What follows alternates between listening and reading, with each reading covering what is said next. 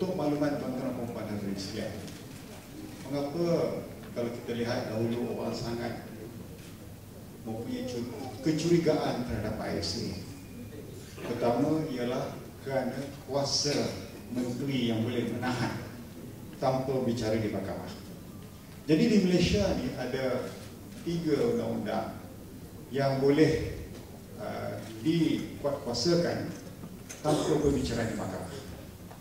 Pertama ISA, yang kedua Akta Darurat, yang ketiga Akta Restriction of Residence Act.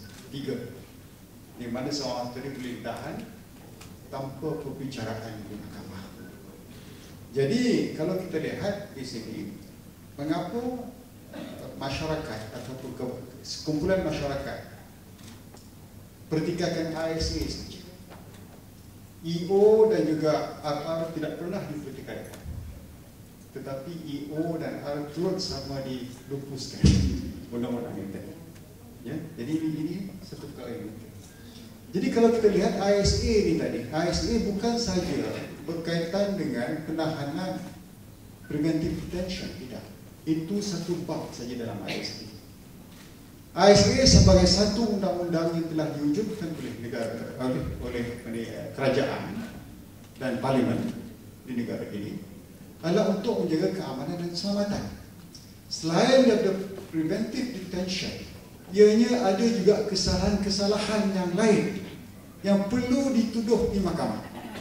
Jadi undang-undang yang wujud dalam ISA ini tadi memberikan satu prosedur pada penguatkuasa ataupun kepada eksekutif, kalau berlaku sesuatu keadaan keselamatan yang tergugat di negara ini, apa tindakan yang perlu dilakukan. Pertama, dalam ISA kalau kita lihat prosedurnya, agung boleh isytihar dangerous area, security area. Ini penting kerana ISA itu tadi hanya boleh dikuatkuasakan dan boleh dituduh di mahkamah apabila negara itu masih dalam keadaan darurat, security. That's why dia panggil ini security law. Jadi dengan penghapusan ISA, kita telah menghapuskan semua security regulation.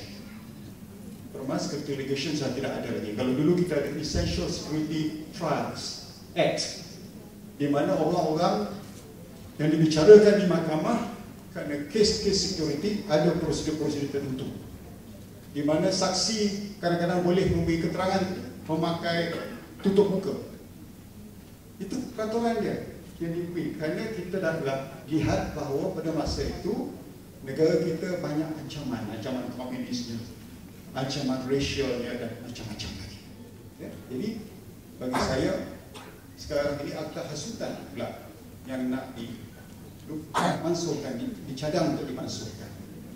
Bagi saya ini adalah satu perkara yang perlu kita jaga, kerana akta hasutan itu diwujud untuk menghalang mana-mana orang menghasut supaya mereka tidak menimbulkan keadaan pergaduhan kaum pertama. Dan akta hasutan ini telah banyak kali dipinda, walaupun tahun 48 mereka adalah undang-undang British kolonial, tetapi telah dipinda banyak kali. Dan pada tahun 1971 telah dipinda semula untuk memasukkan, menjaga hak-hak raja-raja Islam, hak-hak bumi putera, ya, dalam tersebut. Jadi kalau orang mempertikaikan ini semua adalah hasutan.